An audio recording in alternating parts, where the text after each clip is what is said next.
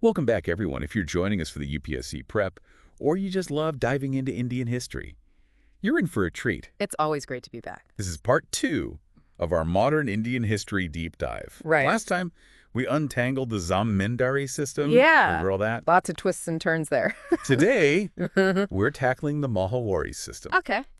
Buckle up, because this one's a real blend of approaches. So to kick things off, Yeah. let's set the scene. Okay. Early 19th century British Raj, Right. trying to figure out this vast, diverse land. Mm-hmm.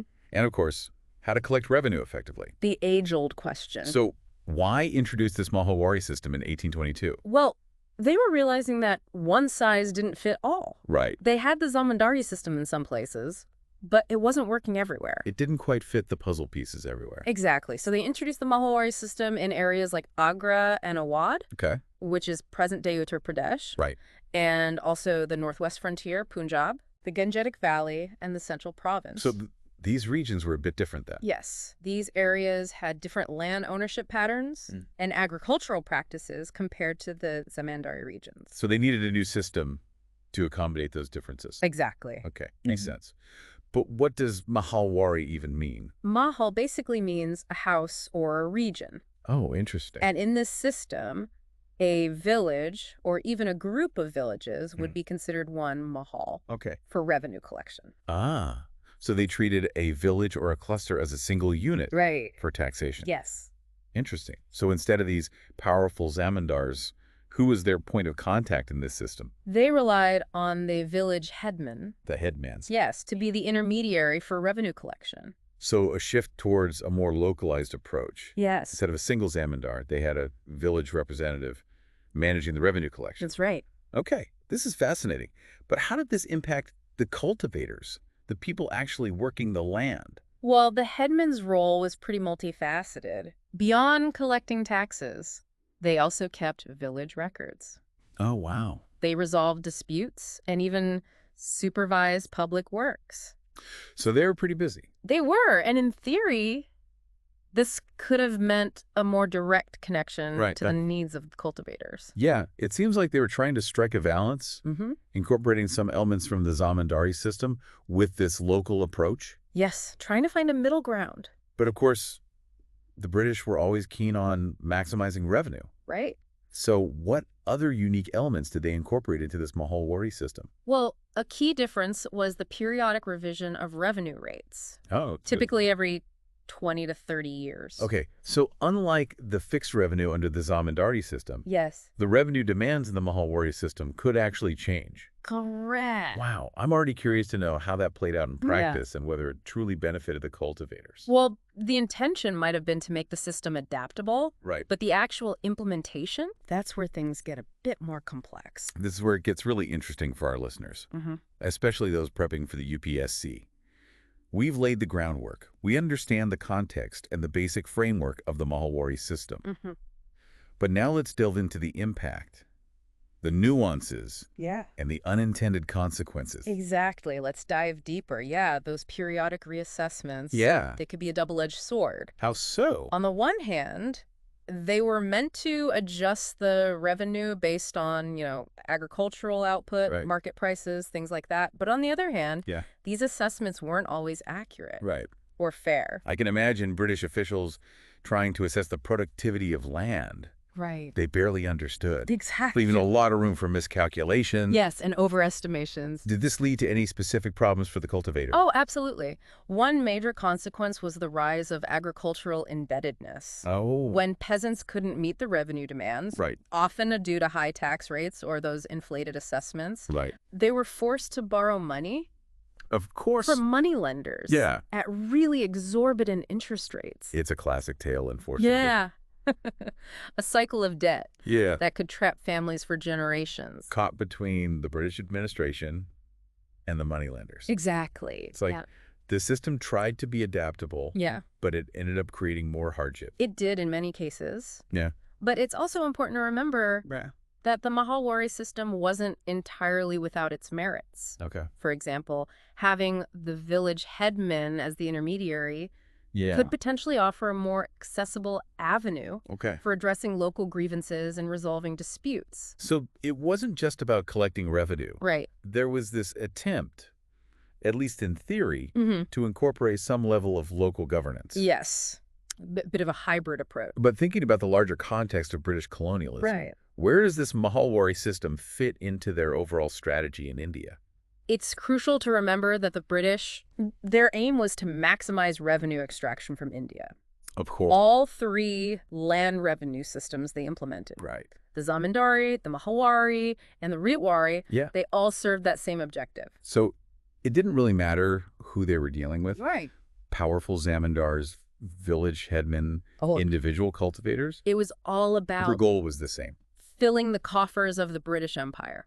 It seems like a constant experiment for them, Yeah, tweaking and adjusting, absolutely. just trying to find the most effective way to extract those resources. Exactly. And the Mahalwari system, Yeah. with its blend of elements, Yeah. it highlights that search for efficiency in revenue collection. Yeah. It's a reminder that these administrative mechanisms, Yeah. they were essentially tools of colonial control, Yeah. shaping India's economy and impacting its social fabric. It's a stark reminder that history isn't just about dates and names. Exactly. It's about understanding the motivation, the Mhm. consequences, the lasting impact of these policies, especially for our listeners prepping for the UPSC. Absolutely. Grasping these nuances is critical. The UPSC exams, they require a deep understanding of these systems. Right. It's not just about memorizing facts. Right. Students need to analyze their features, Yeah. compare and contrast their approaches, and critically evaluate their impact on Indian society. So to all our aspiring civil servants out there, Yes, remember to go beyond the surface. absolutely. Explore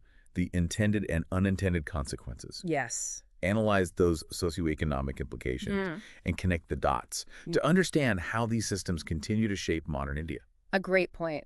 Think about how the Mahalwari system, Yeah. even though it was aiming for this more localized approach, Right. it still contributed to that overarching goal Right. of revenue maximization. Yeah. Consider the power dynamics at play, Right. the challenges faced by cultivators, and those long-term consequences like indebtedness. Yeah. It's about piecing together the puzzle, Exactly. understanding the complexities, Right. and developing those informed perspectives on this crucial period of Indian history. A key period indeed. We've covered a lot about the Mahalwari system, We have. but our exploration of British land revenue systems Right. isn't over yet. Not yet. In our next episode, we'll delve into the Rayawari system, Okay. which, as we've hinted, shares some connections with this Mahalwari system. Some interesting links there. It's another piece of this complex historical tapestry, Yes. and we'll unravel its threads together. I'm looking forward to it. But before we move on to the Rayawari system, Right. I have a thought-provoking question Okay. for our listeners, especially those who are fascinated by the intricacies of history. We've talked about how the Mahalwari system, even with its local variations, was ultimately about maximizing revenue for the British. Right. But I'm wondering, did this system, or any of these land revenue systems, Yeah. unintentionally contribute to any positive developments in India? That's a really interesting question. You know, while their primary purpose was definitely not altruistic, Right. these systems did lead to some unintended consequences, both positive and negative. Right. For instance, the need for accurate land records Yeah. and revenue assessments under the Mahalwari system. Mm-hmm. It actually spurred the development of a more organized land administration system. Okay.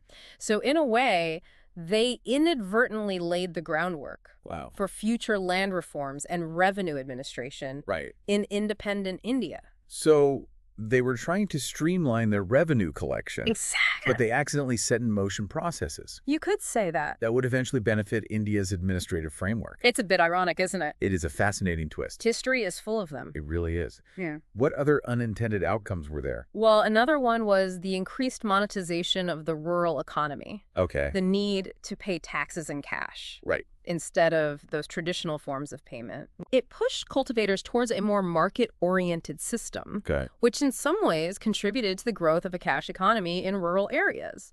So these systems, while designed for British interests, Right.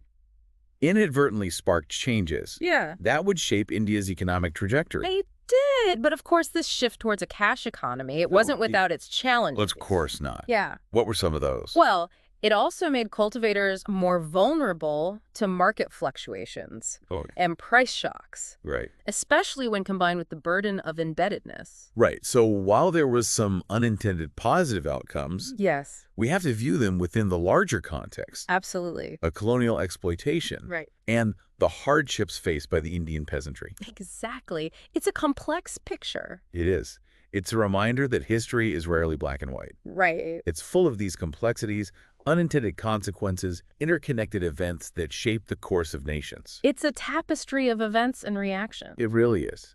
And studying these land revenue systems, it not only helps us understand British colonialism, but also gives us valuable insights into how India's economic and administrative structures evolved. It's all connected. And for those preparing for the UPSC, Yes. remember, it's not just about memorizing facts. It's about understanding the why. Right.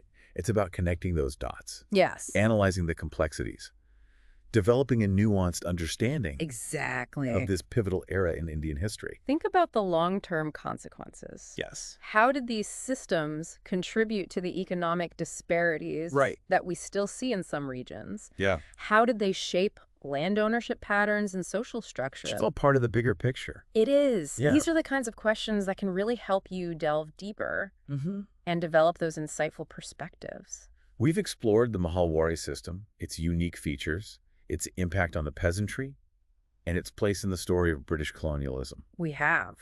But our journey through India's land revenue systems Right. isn't over yet. There's more to come. Next time, we'll dive into the Raitwari system, Okay. exploring its origins, how it differed from the Mahalwari system, and its lasting impact on the Indian landscape. Another fascinating chapter. It is. We look forward to unraveling it with you. Until then, keep those history books open.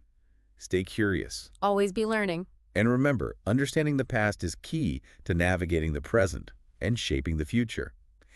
And if you found this deep dive helpful, don't forget to subscribe to our channel and give us a like. We appreciate your support. Until next time, happy learning.